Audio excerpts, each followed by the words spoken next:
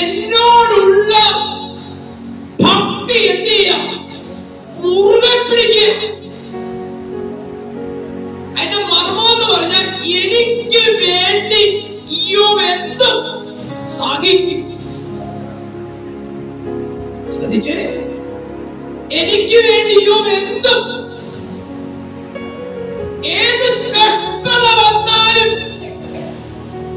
എന്നെ അവൻ എന്ത് ചെയ്യാം? വിട്ടു പോകില്ല. അത് ഞാൻ അവനിൽ കണ്ട ഒരു വ്യത്യസ്ത സ്വഭാവം. പിശാച് പറഞ്ഞേ വായിച്ചേ, സാത്താൻ യഹോവയോട്, 4-ാമത്തെ വാക്യം.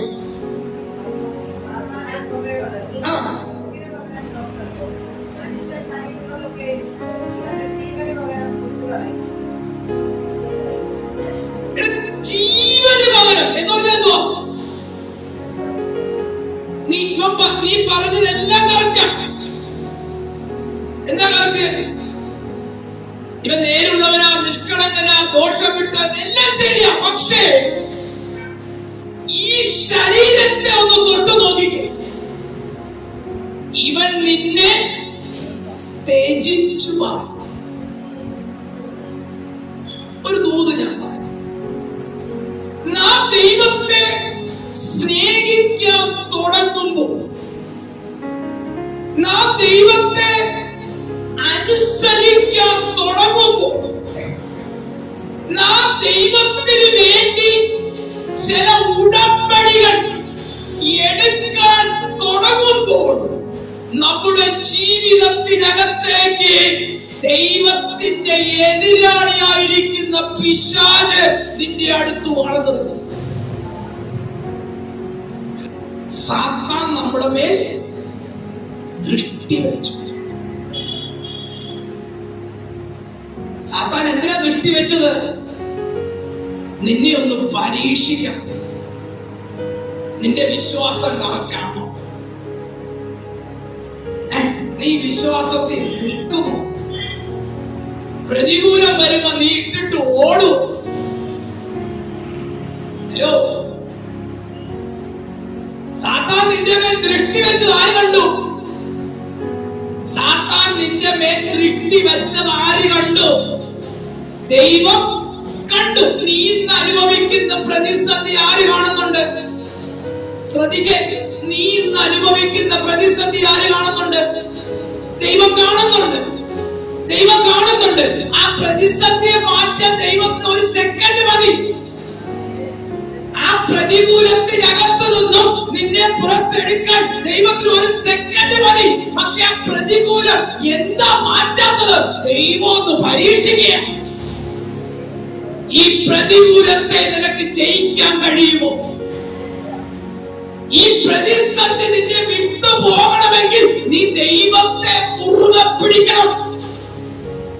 ഈ പ്രതികൂലം വന്നത് നിന്നെ ദൈവത്തോട് അടുപ്പിക്കാനാണ്. അത് ദൈവം അനുവദിച്ചിട്ടാവുന്നു. ദൈവം എന്തോ സാക്ഷ്യം പറയണേ? ദൈവം എന്തോ സാക്ഷ്യം പറയണേ? ഇയ്യോബിനെ പോലെ യഹോവ സാത്താൻ എന്റെ ദാസനായ ഇയ്യോബിനെ പോലെ. അവനാരാ? ഇത് കേൾക്കുമ്പോൾ അവന് ഇഷ്ടമല്ല, പിശാച് പിടിക്കത്തില്ല. നീ ദൈവത്തിന്റെ സാക്ഷിയാകുമ്പോൾ നിന്നെ കുറിച്ച് ദൈവം സാക്ഷ്യം പറയും. സ്തോത്രം. നീ ദൈവത്തിന് വേണ്ടി ചെയ്യുന്ന ത്യാഗങ്ങൾ ദൈവം ഉയർത്തി പറയും. സ്തോത്രം. ഇയ്യോബിന് വേണമെങ്കിൽ എങ്ങനെ വേണമെങ്കിലും ജീവിക്കാം. പക്ഷെ അങ്ങനെ ആ ദേശത്ത് ഏത് വിധേന വേണമെങ്കിലും ജീവിക്കാം. പക്ഷെ ഇയ്യോബ് ദൈവത്തിന്റെ മുമ്പിൽ വിശ്വസ്തനായിരുന്നു. ഇന്ന് പകൽക്കാലം ഒരു ദൂത് പറയാം. ദൈവം നിന്നെ സ്നേഹിക്കുകയും ദൈവം നിന്നെ ചേർത്ത് പിടിക്കാൻ ആഗ്രഹിക്കുന്നത് നിന്റെ വിശ്വസ്തതയിലൂടെയാണ്. സ്തോത്രം. ഒരു ഭാഗത്ത് ദൈവം നിന്നെ നോക്കി പറയുക, നീ എന്റെ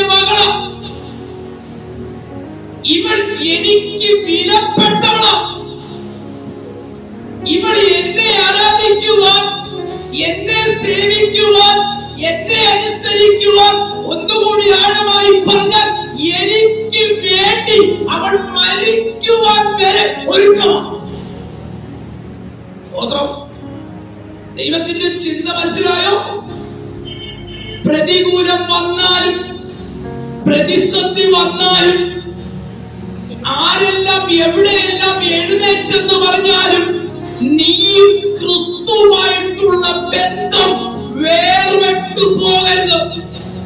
നിന്നിൽ ദൈവം വച്ചിരിക്കുന്ന നിക്ഷിപ്തമായ സാക്ഷ്യം.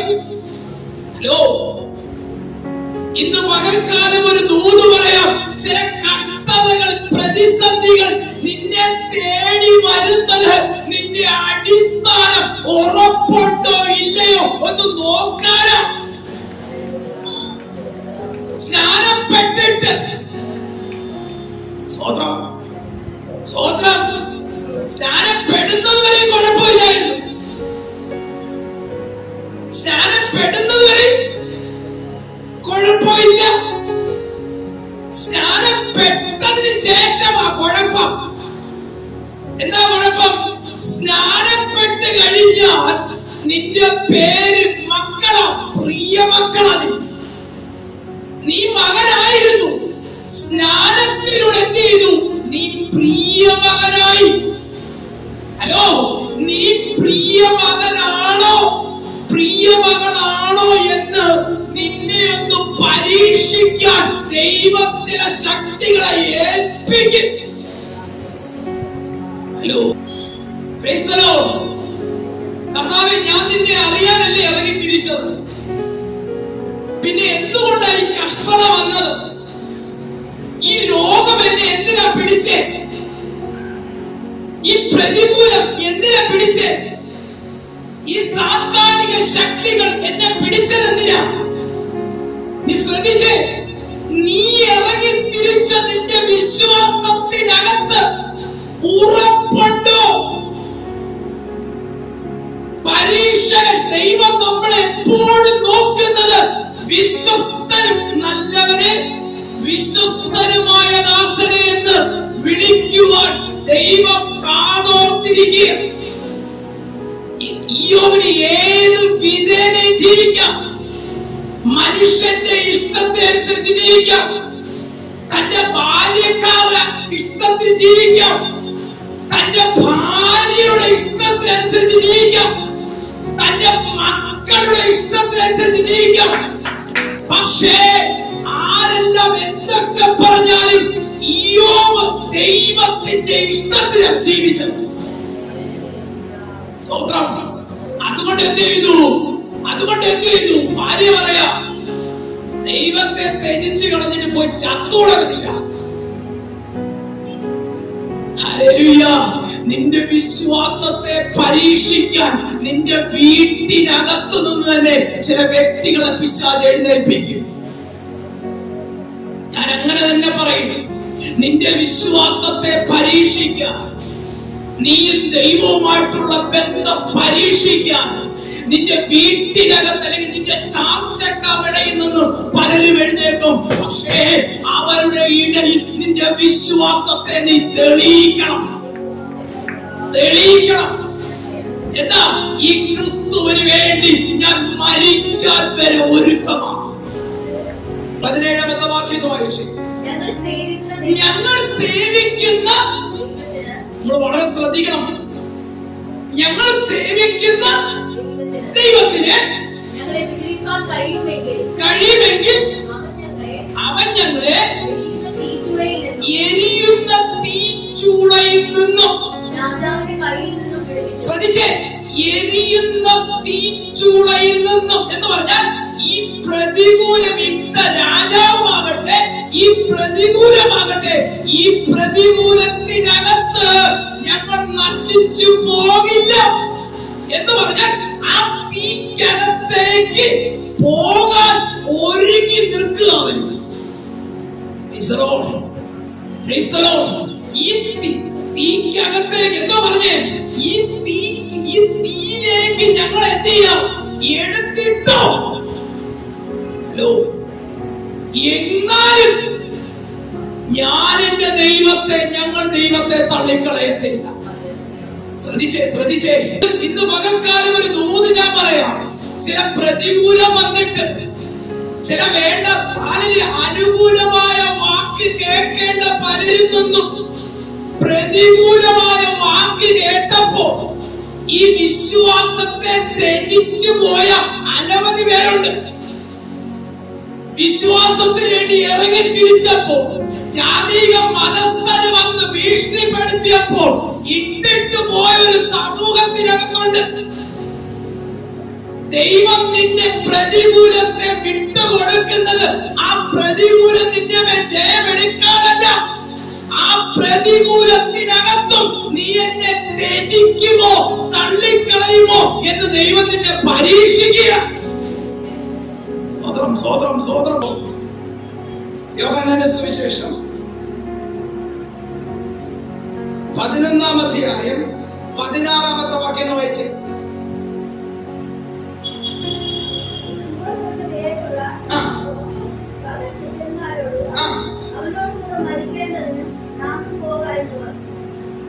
ആ വേടൊന്ന് നിങ്ങളൊന്ന് ശ്രദ്ധിച്ചു വായിച്ചേ.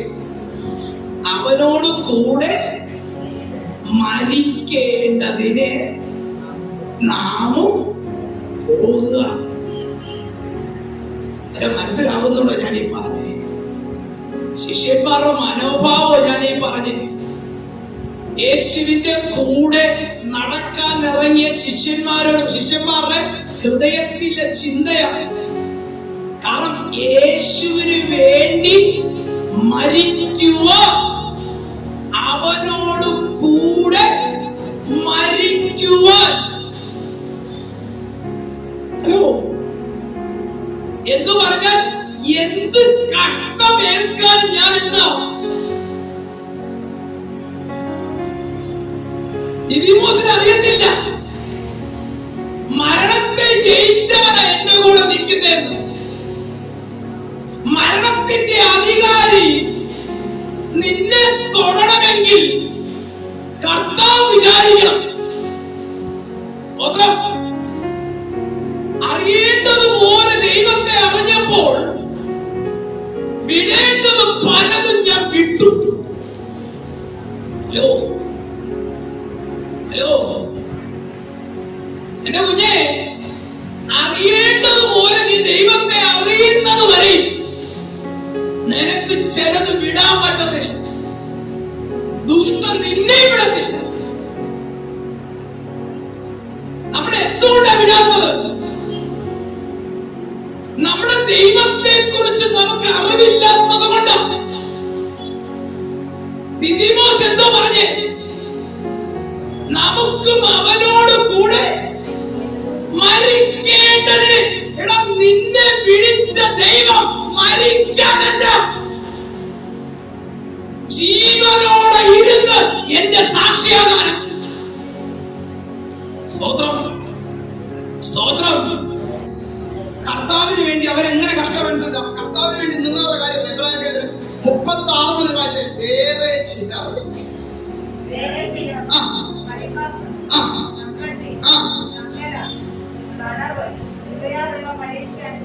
അനുഭവിച്ചു. ആർക്ക് വേണ്ടി അമ്മാമേ? ശ്രദ്ധിച്ചേ, ആർക്ക് വേണ്ടി ഈ കഷ്ടത അനുഭവിച്ചേ? യേശുവിന് വേണ്ടി, വിശ്വാസത്തിന് വേണ്ടി. ചിലർ പരിഹസിച്ചു, ചിലർ കളിയാക്കിയില്ലേ? നീ വിശ്വാസത്തിന് ഇറങ്ങിയത് കൊണ്ട് നിന്റെ കുടുംബം മുടിഞ്ഞടി. സ്വന്തം പറഞ്ഞു. ചിലർ പരിഹസിച്ചു. അതാദ്യം ചമ്മട്ടി കൊണ്ട്, ചങ്ങല കൊണ്ട് തടവായി ഇതേയുള്ള പരീക്ഷ അനുഭവിച്ചു. അതാദ്യം കല്ലേറ് ഏറ്റു, പരീക്ഷിക്കപ്പെട്ടു.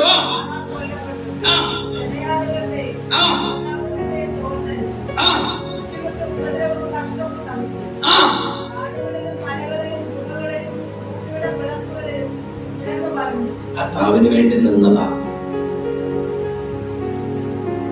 ഇവര് കർത്താവിനെ അറിഞ്ഞതാ. കർത്താവിന് വേണ്ടി നിന്നിട്ടുണ്ടെങ്കിൽ കഷ്ടതയുണ്ട് മക്കളെ.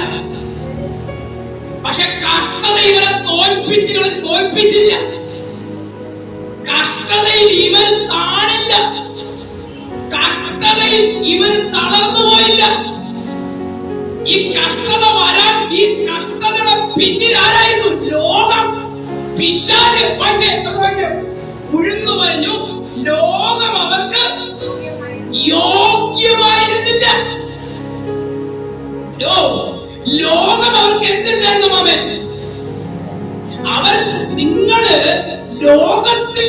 അയോഗ്യരാകണമെങ്കിൽ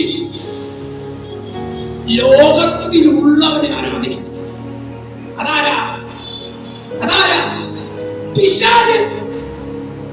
മുഴുവൻ ലോകത്തെ കാണിച്ചിട്ട് പറഞ്ഞേ, ഈ മുഴുവൻ ലോകം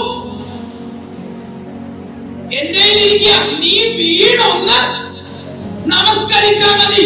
പക്ഷെ സ്വർഗീയ മഹത്വം നിനക്ക് ലഭിക്കണമെങ്കിൽ, സ്വർഗത്തിൽ ഒരു ഭവനം നിനക്ക് ഒരുങ്ങണമെങ്കിൽ, നിത്യജീവനിൽ ഒരു ശ്രേഷ്ഠ പദവി നിനക്ക് ഒരുങ്ങണമെങ്കിൽ ലോകത്തിൽ നീ അയോഗ്യനാണ്. ലോകക്കാർ പറയണം ഇവൻ ഒരു യോഗ്യനല്ല. ലോകം നിന്നെ വെറുക്കുമ്പോൾ ദൈവം നിന്നെ ചേർക്കും. ലോകം നിന്നെ തള്ളുമ്പോൾ ദൈവം നിന്നെ ചേർക്കും. ലോകം നിന്നെ പരിഹസിക്കുമ്പോൾ ദൈവം നിന്നെ മാനിക്കും.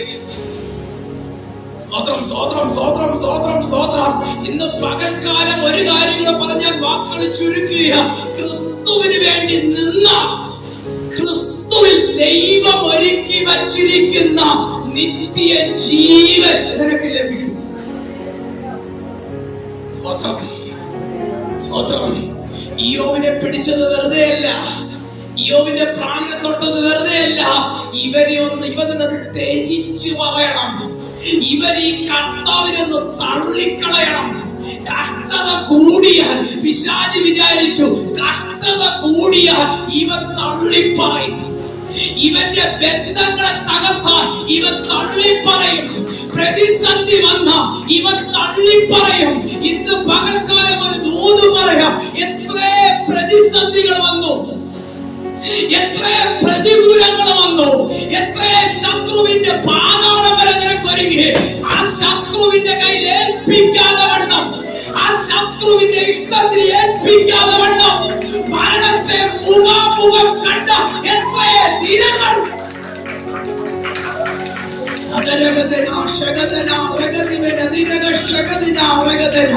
ഇന്ന് പകൽക്കാലം നീ പറയണോ, മരണത്തെ ജയിച്ച ഒരു ദൈവം.